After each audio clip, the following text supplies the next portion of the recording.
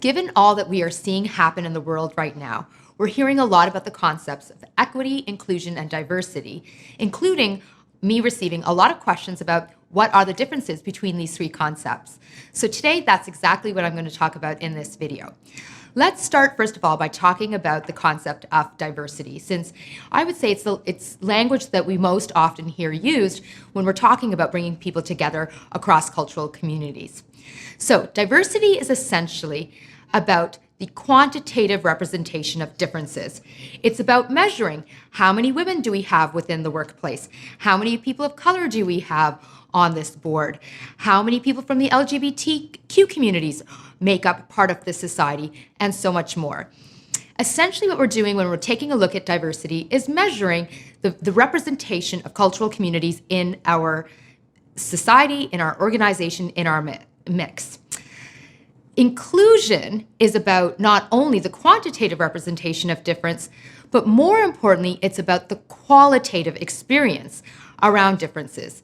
That is to say, when we're talking about inclusion, what we're really focusing on is the extent to which people can bring their whole, true, authentic cultural selves into their interactions, whether that be at school, at work, in their personal interactions and relationships, and more.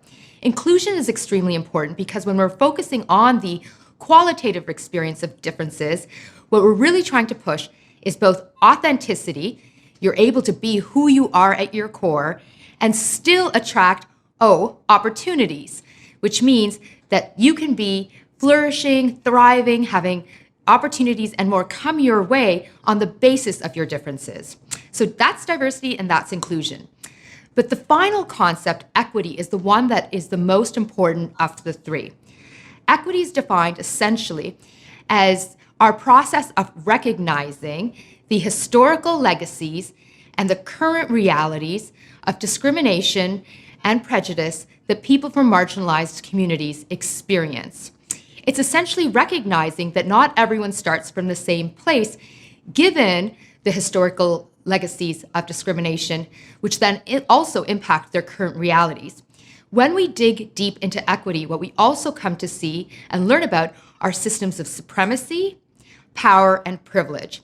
So when I'm asked by people, which of these three concepts are the most important, or which should I focus on the most, I always say diversity and inclusion are extremely important, but really where you need to focus on the most is the concept of equity, because without equity, diversity and inclusion are not possible.